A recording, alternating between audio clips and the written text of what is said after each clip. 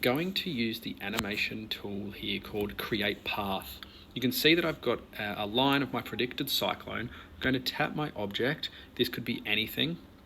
An image that you import, a character that you've drawn yourself, or one of the shapes built-in from Keynote. I'm going to tap that across to animate. You can see I've already got a rotation animation in here. I'll tap that again to use the plus button and create path. Now I can either, you can see at the bottom, there's a swirly line or a straight line.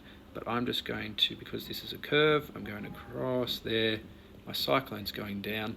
Now I click done. Now I want these two to happen at the same time. So I'm going to tap the animation pane and click with.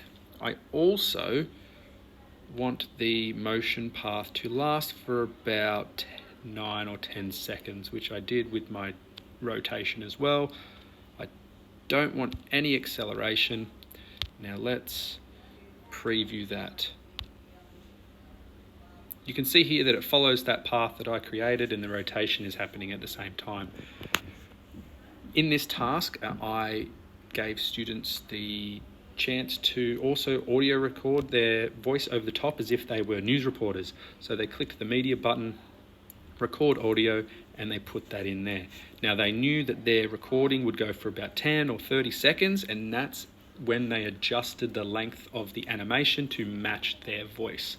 I'll actually put an example or half of the example at the end of this video. Hello and welcome back to Always Sunny, and today we have a cyclone coming this afternoon.